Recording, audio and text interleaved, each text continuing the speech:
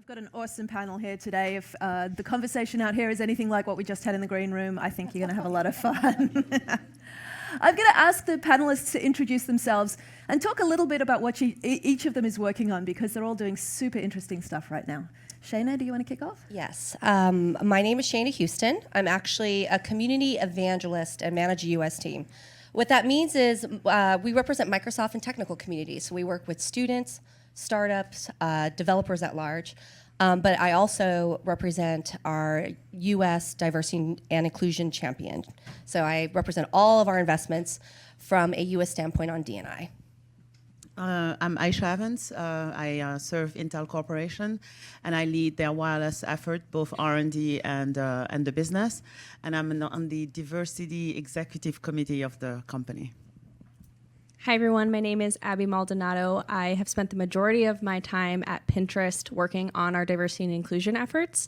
Most recently, I transitioned into an HR business partner role, still taking a diversity and inclusion approach to that work. But a lot of my work has been focused on bringing more people from underrepresented backgrounds into the company and then making them want to stay. Good morning. My name is David King, Director of Diversity and Belonging at Airbnb.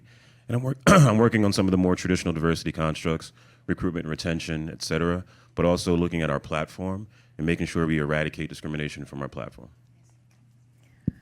Thank you all so much. I'm going to start off with a tailored question for each of my panel. Then I have 3 questions that I'm going to throw to the whole panel. And then we're going to start doing audience questions. And I believe you have a system where you can submit audience questions anonymously, and I believe Denise is going to run the questions up to me. So please start thinking of your questions now. These people are amazing thinkers about the diversity dividend, and your questions are almost certainly even more interesting than mine. I'm going to start with you, Aicha.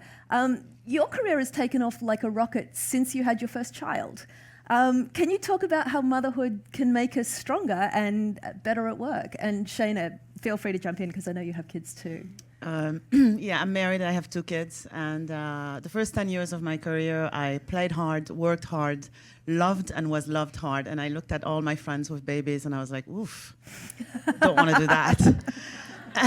And then all of a sudden, the clock thing must be true for some of us at least. I was like, I'm going to have a baby. Left work, intending to leave for a year, and then had a baby, and it's been a changing experience, and then had another one. I think that, first of all, it teaches you the art of the, it's not gray, it's not, it's not white, it's not black, it's gray. Children really, if you pay attention to them from the beginning and how they condition you, and how you have to consider all of the different viewpoints, elements, how things that you think are true are not necessarily true. So it taught me perspective. It taught me really looking at problems, both technical problems as well as all types of problems from different perspectives, and then synthesizing that view and really looking also at my own biases and my own blind spots, because my daughter's pretty good at it. She actually said this morning, she didn't know I was doing this. She's like, wow, it's amazing when it's a work thing, how much energy you have. Oh my goodness. Yeah. She sounds like a great kid. I'll send her to your house. I've got 2 of them. David, you come to Airbnb from a distinguished career outside tech. Can you talk about any culture shock you might have encountered and what we might be losing from working in an industry that's such a monoculture? Yeah, I started in diversity about 12 years ago when it was pretty much a new conversation. I was from the East Coast. Worked at the Peace Corps as an attorney initially. I did a lot of global work. But really, the Peace Corps as an organization was inherently inclusive. We were around the world in 75 different countries. Most people spoke at least 2 languages, had an understanding of intersectionality and other things as it related to diversity. And coming here, the conversations were very pillarized, if that makes any sense. People talk about gender over here. They talk about race over here. More recently, we're talking about the queer experience over here. But an example I can give is last week I gave a talk at an organization for adults across the autism spectrum. And I talked about disability as it relates to Silicon Valley and tech. And I didn't say a lot of compelling things. I just showed up to the table. And the response was amazing. Yeah. Like literally I spoke. Nothing over the top, just I'm here for you, let's learn from each other. And people said, companies haven't even come to us to talk about what it means to be an adult with autism trying to be an engineer at Airbnb, or someone who shows up to an interview in a wheelchair in an organization that's not accessible. They can't get into the interview cave, so to speak. So having the conversation be so pillarized and not taking into consideration intersectionality between all of our diversity is a shock to me, frankly. Yeah, we tend to break things down into atomized components and think that solves things. Shaina, you are a legendary team builder.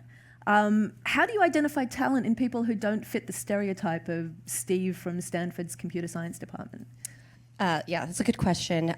So when we say legendary team builder, that's actually coming from my VP and others above. I wouldn't just self-describe myself that way, but I am actually very proud of my team. And when I look at sort of my team, it's not just the people that I manage. It's our organization and our culture.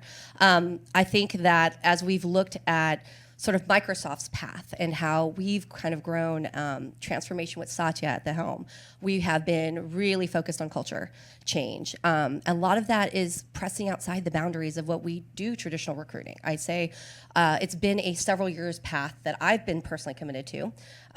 We are optimizing recruiting and bringing new ways of how to reach new masses. And so whether that is myself and my team pushing ourselves to be personally there at Grace Hopper and not only just doing recruiting, but doing technical content delivery on stage to show awesome female technical talent that really can strive and thrive in corporate boundaries. That's sort of the attraction that we're building. So when I look at my people, I look at a whole mix of different talent. It's not just, like as David was saying, compartmentalized. It's not just race or ethnicity or even gender. It's work styles, it's experiences, it's multi-generational. And so what we try to do, at least on my team, is I see different strengths and areas of of improvement for different people and how they kind of mirror each other, how they can grow with each other. It's very collaborative, and so it really starts from within. But I would say, as a company and as an organization, as a person, we've really just tried to do it ourselves, even if it's like hand-to-hand combat and going to areas that we're not always comfortable with. We had a position that was for a technical lead in Atlanta, based in Southeast, and we went there personally to work with the different communities there, women in tech chapters. And what came shining through is that we've worked with them for years, so it actually became quite easy to look at different candidates and different talent pools. They were proactively sharing the candidates that they knew of and that they had that they thought would be a great culture fit with us, knowing who we are as individuals. So it starts with us and spending time in our communities, knowing the different diversification of different cities and really driving that personal connection through. I think that's a really important point. You don't get the diversity dividend as an afterthought. You get it by doing the work up front. Right, proactive investment over time. Yeah. Abby, you run inclusion labs for Pinterest. Can you talk about why inclusion is the thorniest issue we're facing, even more so than diversity in recruiting? I think it's definitely a thorny issue. I think I don't know if I would say it is the thorniest, but I think it's absolutely something that we haven't given enough attention. So we talk a lot about the diversity side of the equation, which is bringing those different people, different groups in from underrepresented backgrounds to the company. But you can do all of this work to do that if they come into a culture where it's toxic, where they don't feel welcome, they don't feel a sense of belonging, they're going to leave. And in this competitive talent environment, that's happening now more than ever. And so I think the inclusion side of the equation and why we started Inclusion Labs, what Inclusion Labs are a way for us to kind of identify different challenges that we're seeing in the diversity and inclusion space, and then using workplace research, social science research to test strategies to combat what might be going on. And it's based in what has worked in the research setting. This is a partnership that we started with Paradigm, which is a diversity consulting firm that works with a lot of different companies in the Valley. And it's been a way for us to kind of identify those challenges and then find ways and solutions to combat them. So one example is we've done a lot of work with this concept of belonging. Everyone is going to question whether or not they belong when they first join a company. For those who come from underrepresented groups, they might have even more of a reason to believe that because they're the only woman in the room or they're the only underrepresented minority. They might be the oldest person at the company. And so there's this heightened sense of questioning your belonging, or belonging uncertainty is the term used in research. And what we know from research is that by bringing people in who've been at the company to speak with those who are first joining about normalizing this feeling and letting people know it gets better over time and it's totally fine to feel this way now, and here are some strategies that I use to overcome that, you can totally mitigate that gap that we see between majority and minority groups. And so that's just one example of how research and social science can help drive change in the strategies that we incorporate within our companies. That's a super interesting example. It reminds me of the research about people who are the first in their family to go to college and the kinds of support that are really effective. Yeah. So this first research that was done on first generation college students at universities and underrepresented minorities. So that's exactly where it comes Things from. like just knowing how to navigate the bureaucracy of the college Exactly. is non-native to people who aren't from that background. So you wanted a little bit of controversy. Yes. There's an assumption here that there's a majority group, Yeah. and they are all the same, and they all think the same. You'd be very surprised if you do there's some research on what's called covering. And if you go within the majority group itself, quote unquote, and you ask them, are they bringing their best selves to work? Or are they also trying to fit and covering one thing or another? You'll find that out. So to me, we got to move the belonging, inclusion conversation to really, we want people's best selves at work. When they are their best selves, they produce the best. America, at least, I think, is only going to compete through innovation and through creativity. It's happening at a much faster rate. We don't have time to be discussing things forever and ever and ever. So at least one of the things we're trying to do is look at the full population and say, forget about, yes, there's the numbers, and because we don't have a problem hiring in our case. We have a problem retaining. But when you start looking at why we're not retaining people, it's amazing how it's also applying to people who we had labeled as part of the majority group. Yes. Yep. You show up at Intel Corporation in tattoos, and PR is going to kill me, but with tattoos and those ring things, people will look at you. Yeah. Like, are you from the cafeteria, or are you an engineer? So And I hope that we can attitude is not extend going to fly with the really effective programmers who are living up in San Francisco, who are just basically a mass of color and jewel-toned hair now. As a stereotype, not all of them, but there's certainly that movement. But one thing we know, even to just kind of push back on that notion a little bit, is that oftentimes these strategies that we put in place that are targeted at minority groups, whether or not like we're generalizing for the sake of developing a strategy, they help the general population overall. Like it increases everybody's sense of belonging. if it's accepted by the majority. Yeah. Right, Otherwise but oftentimes if it's something that isn't necessarily going to be targeted at a specific group and you're just testing it at like orientation, for example, with everybody, like they're not going to know that it's targeted specifically at that group. And so there's a way to incorporate these strategies, and it's shown that it elevates everybody, the majority and the minority. Yeah, I can agree to that. I just think that not including the majority population in the situation is basically how we get into trouble. Yes, We I create think that's resentment absolutely true. on both sides, and we come up with these generalization. We forget the human being common element, and so I agree with that. I'm just saying we need to be more vocal about that. I think it'll create a much better situation. I don't see a lot of men in this room. How do you want to influence them if they're not here? Yeah.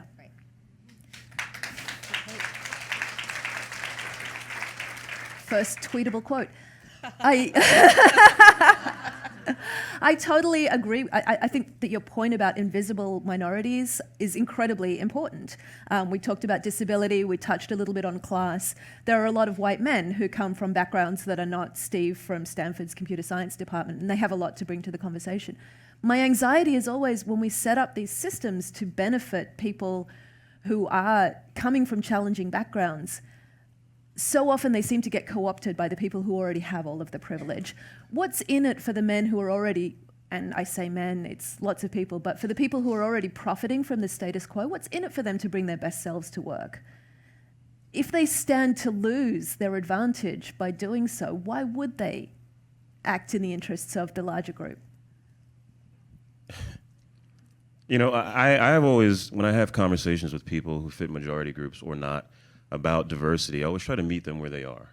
You know, everyone has an experience as it relates to diversity, right? So when you talk about diverse candidates, I don't use that language. Like, what makes me a diverse candidate and the next person not? Like the straight, cis, white, male, not diverse. So meet them where they are. So if a person's not thinking about my race, but thinking about their granddaughter who has Down syndrome, right? Yeah. Or their sister who came out a few years ago and they didn't quite understand how to have that conversation. And I worked at the State Department for a period of time, and I worked under the Bush administration at the State Department with Condoleezza Rice, and there were people who looked at me sideways when I talked about diversity. But when I found them in that particular space that touched something, you know, the poor that we talked about this in the green room. Like the poor white guy who grew up and his parents didn't go to college. He's the first one in his family to go to college, thinking about the intersection between his experience and my experience, right? Find people where they are, and that's where you start the conversation. But if you exclude them, you're forget about it. The other thing is, I don't know why we even go to extremes. Do this exercise for me, please, on Monday. Ask a male colleague about their daughters. Do they have any? And then get them to talk about their daughters. They'll tell you about soccer and this class and whatever. Ask them, do they want their daughters to work there? You get a totally different conversation about what it's like to be a female engineer. Because it's now personalized. And we're not at the extremes. We're not even, in the big but just your daughter. What environment do you want for her? If she wants to be an engineer, would you like her to be on our team? It starts a totally different conversation. And you mentioned earlier about the why are there not more men here right now? I think that's a bifurcated conversation too, right? Because there was a lot of applause and that's great, but there are also times where you might want to save space, right? So making sure that if you have an event like this, it's pretty clear. I know the word ally was used quite a bit in the marketing and the literature, but is that true? Well, we'd love to see this room be 50% men. Would it change the conversation, et cetera? Let's really think about that. I mean, as I got here this morning, I sat in the corner by myself. As a diversity practitioner, I'm just wondering, I wanted to ease my way into the conversation, not walking. The jacket was a great conversation starter. Really good choice. Okay, from all of you, getting back to the idea of the diversity dividend, what are some of your favorite examples of how teams from different backgrounds are able to solve problems by taking a bolder and more lateral point of view? So I have a specific example at Pinterest that we saw, and it has to do with demographic diversity in the sense of an international perspective and an international point of view. So we want to be a platform for the entire world, not just the United States. And one of the most kind of popular Pinterest terms that people are familiar with in the US is pin it, like when you pin something. Pin it doesn't translate well into other languages. There's a lack of understanding about what does that mean. I don't really understand what this is for. And so we recognized we were having a lot of trouble getting users to comprehend the service internationally. And just by changing that word to save as opposed to pin it, everybody understands what save. Okay, save to a board, save to and organize. And so we totally changed the button and now the pin it button no longer exists. It is now the save button. And that significantly increased the comprehension that we saw. Had we not had international team members pointing that out and helping us recognize, oh wow, we're really not actually reaching a broad enough audience and being a platform and a service for the entire world by using terms that are so US specific. So that's just one example of how having those different perspectives can help broaden your reach and increase growth. That's a great one. About this time last year, Airbnb had a lot of external vitriol regarding issues on our platform. People of color being rejected based on the color of their skin, very clearly. People who are queer showing up to a person's home as a male couple, and people were like, whoa, I didn't realize that you were two men together. Are you going to share the same bed, et cetera? And we reactively had to address this issue, right? There are negative actors everywhere, and they're on our platform and every other platform out there. But we actually sat down and said, I called the first meeting, and I said, well, how do we get rid of racist on our platform? That's not a thing. There's not a playbook. But bringing every corner of the organization into the room. So we brought engineers, product, design, public policy, communications, legal, et cetera, and created an evergreen, we call it marketplace diversity team. So now we're looking at our platform, which is in 192 countries, making sure that we proactively to some extent, but then also that we have the appropriate reaction and talk to the community about who we are. And a quick example, I've had quite a few hosts and guests, especially hosts, say to me, I should be able to let anyone in my home that I want. If I'm racist, et cetera, that should be okay. And I say, absolutely, just not on our platform. you know? And that's just the way I see it, you know? Yeah. Take your home, put together a nice, 8.5 by 11 placard, put it on a telephone pole, and say, hey, come rent my home for the weekend. Feel free, but not on our platform. Yeah. Yeah. We had a product design, I think our CEO talked about it, so I can talk about it publicly, where we had a wearable team that was designing wearable, and it was very interesting that they really looked at time and the functionality and what have you, but from really what a lady would like, or from a jewelry standpoint, they totally forgot that aspect. And by having again more corners of the organization, they actually went in and asked other engineers who weren't necessarily on the project but had different viewpoint. The product ended up totally different because they thought about different elements of that and even how things are used and so on. Yep. We've had, for community and evangelism, we actually spend a ton of time online as well, not just in person. And so we have had a ton of situations where some of our female technical evangelists who are very public, voicing their perspectives, have been subject to like online harassment, as an example. And we've seen a ton of that in the industry, where even some women have been held accountable for their comments by the companies that they have been employed with.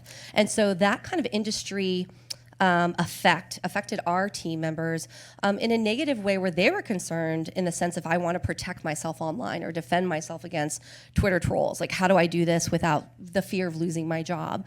And so we kind of operationalized a mixed team, multi, facets of diversity, whether it was gender, race, work with our corporate security to really like show the investment and see like how are ways that we can protect ourselves and encourage you to be who you are online, but also protect each other, right? As we are a community of ourselves, whether someone's out there expressing their opinion on behalf of Microsoft or not, but our team members being aware and supporting that person publicly as well. So that's been a really sort of, major experience that our team has been feeling and needing to feel that support, whether you're a woman or whether you're, from other types of backgrounds, just to have that sort of not just corporate support, but like team and community support from your peers. Great. So with those examples in mind of how diverse teams can be more effective and more productive, when you need money for a diversity and inclusion initiative, how do you make the business case? How do you appeal to the bottom line? We have this thing that we need a lot of innovation, we need a lot of creativity, and we know that like likes like. And like thinks like. So we know what we have a lot of, that's the argument we use. And then we build it into everything we do.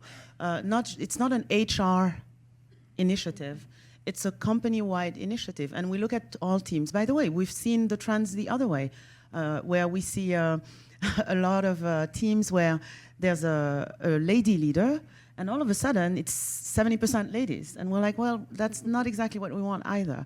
So we make the argument and we show statistics and results in terms of teams that have been more innovative, that have been more successful, and not just in terms of ideas, but in terms of the business results. And we're tracking literally and showing people how that's generating more. And we're like, what are you doing to be moving faster and to be more innovative and to have more different views? And are you tracking your likes unconscious bias, essentially? And it's hurting you. Yeah. I mean, the bottom line is that like when innovation matters, which is pretty much all that matters in the tech industry, like diverse teams win every time. Yep. Like that is what the decades and decades of research show. And if you show leadership your that research and you prove that you're seeing this play out within your organizations and that it's really, really critical.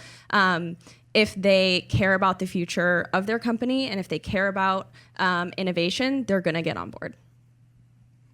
And I think you just have to experiment and be prepared to fail and fail fast and learn from that and modify. And I think, even if you have to take pieces of it, smaller projects or smaller, programs that you can show the results immediately and grow and see how you can modify that, like that's the only way that we're ever going to have a chance to learn. And I think you build that credibility too, where people are more willing to then keep investing with you.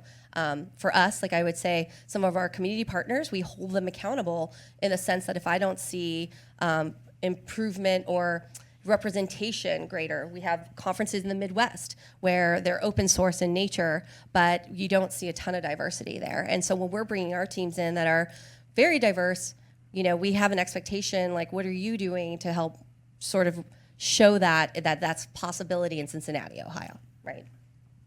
And for me, if all else fails, I talk about the worst case scenario.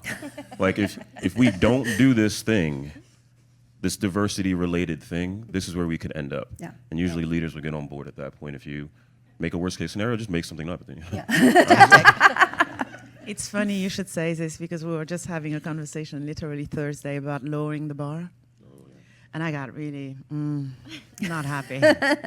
So I said, okay, I'm kind of tired of this argument, because when it comes to gender, it's 50-50. And I look at the representation of how many we're hiring in terms of the time available on both sides, and I think we're lowering the bar on the other side. Because we're overhiring on the other side, so we must be lowering the bar. We all took math, right? Yeah. The normal curve. So. Denise, how are we doing with audience questions? We have some great questions from the audience. So the first question is for the entire panel, and Rachel, you can chime in as well. Do you think it is important for companies to release their diversity numbers internally or externally? And what if the employees are asking? Yes. I think it's incredibly important. I think they should be tracked on it, and I think it should be part of their quarterly reports. Seems like you're all in agreement with that. Yes. I mean, we look at With the a data. shaking of the heads. We look at the data ourselves. I mean, we pull it quarterly as well and have the discussion. So I think there's a personal accountability and a corporate accountability and a culture accountability to be able to do that. We may not always be happy with the results, and it just shows us how much we still have to do more work. But I do believe it's the right thing to do. Yeah, our leadership team, we get the CEO staff every week. We get the reports. We see what's going on. The other thing is we track not just hiring, retention, hotspots, and we have something called the warm line, which is really awesome. It's totally anonymous, and you call in and you can talk about, and it's open to everybody. So we track also what's going on there in terms of hotspots.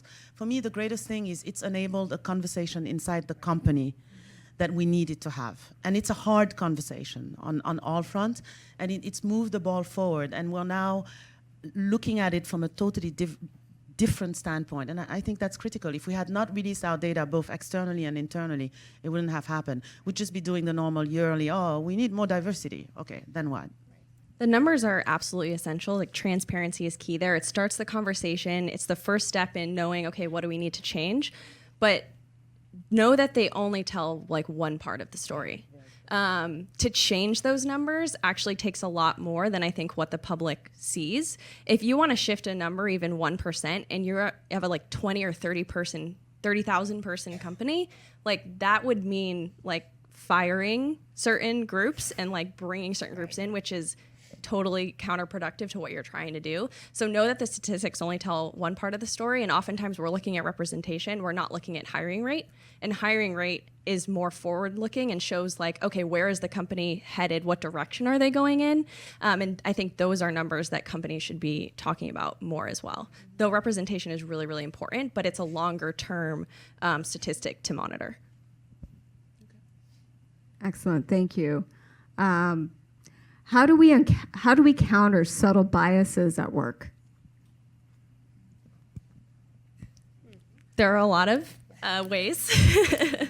I know there's a lot of companies. We were talking about unconscious bias training in the green room, and we think unconscious bias training is not a silver bullet for for fixing all of your diversity problems. It is one strategy, and the training is not enough. You have to then go on and actually engage in those strategies to mitigate bias. But one of the easiest ways to do this is to recognize it, make it known, and then actually like create objectivity in your processes. Because that's a lot of what this training is showing is like we need to make better, more objective decisions. It's not just for the sake of diversity. It's because we're not making the best decisions when we rely on our biases. As humans, we all have biases. That's how we're able to cross the street. That's how we were all able to like walk up on stage and get in these seats. But like when it comes to people and making decisions about people, those biases get in the way and help prevent us from making the best decisions. And so engaging in strategies to mitigate that is really important. And training is just one step of that. I think it's also important to note, when we talk about subtle bias or unconscious bias, to know that there is very conscious bias and very not so subtle bias. And if you don't address those things first, then foundational trainings like unconscious bias are really not going to take you anywhere. So really thinking about bias that exists, whether it's racism, sexism, homophobia, transphobia in the workplace, in your schools, in your homes, et cetera, talking about having open and safe conversations about that first before having unconscious bias training, subtle bias training, et cetera, where people are like, oh, you know, we all have it, so let's just move on. It can be a dangerous thing if you don't actually address it, kind of the back end, and then moving forward also address biases. I think I would add at work, looking at it in our lives is also important, because it's not like some magical thing happen when we go to work and we become totally different people. And I think there's a certain lack. Sometimes I wonder if we're realistic in terms of what's going on in society versus what's going on in work, and if we're not going a little too fast in one or the other direction and not linking the two. Because it really starts early. When you observe little kids, it's amazing. I mean, watching soccer is like watching a little pyramid thing in California. So you can see these trends, and we need to address them also in our lives so that we can address them at work too.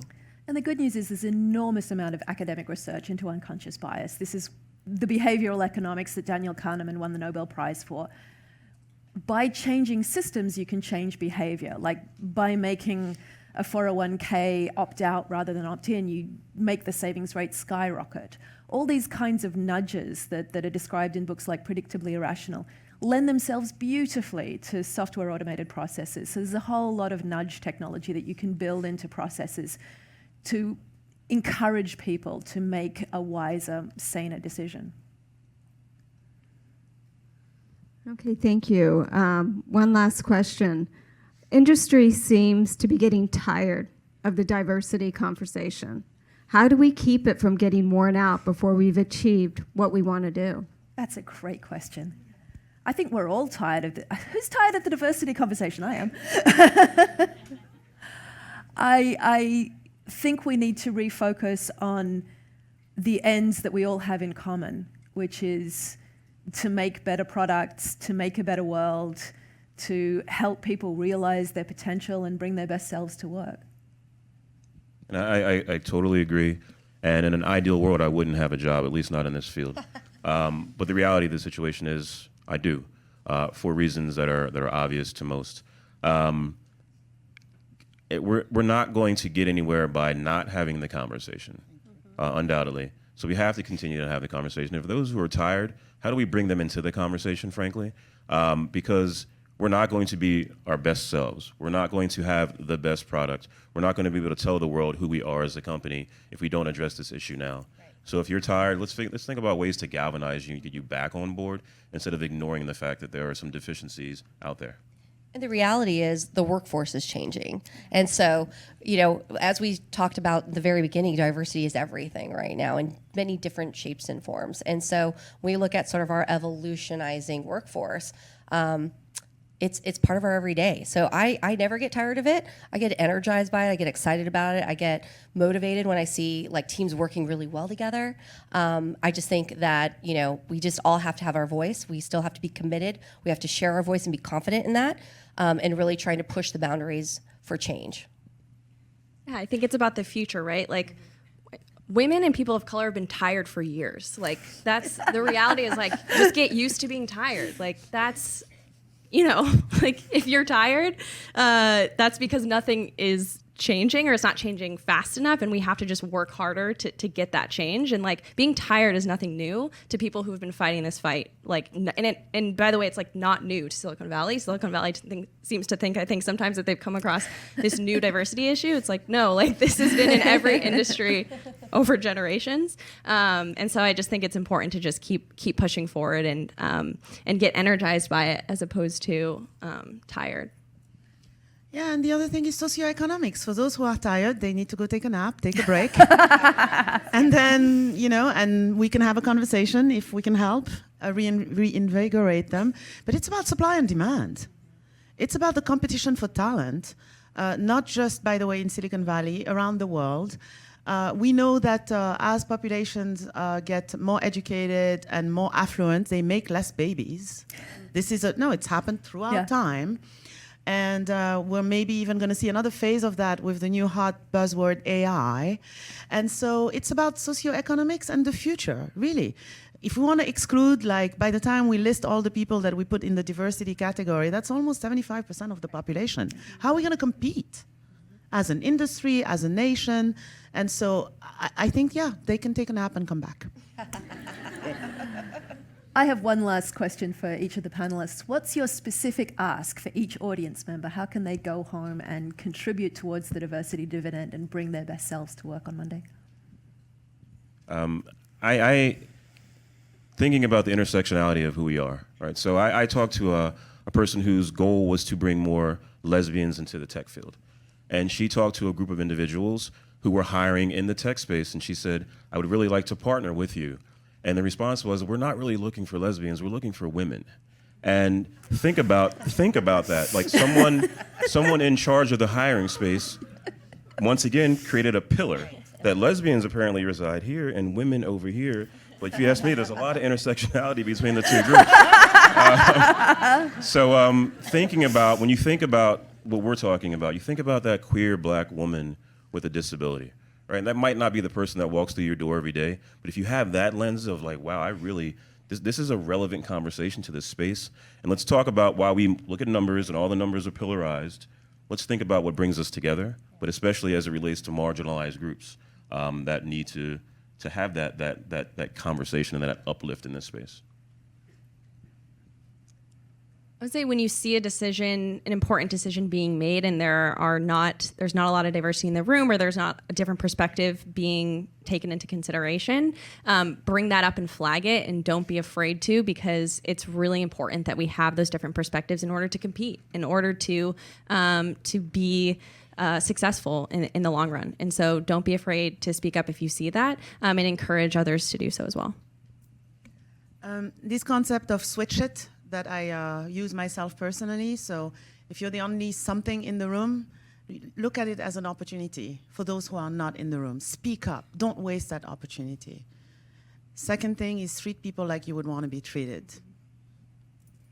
I was going to actually, with David and Aicha, just take that time to be open and inclusive and get to know the other people. It's kind of touching on the dialogue around unconscious bias.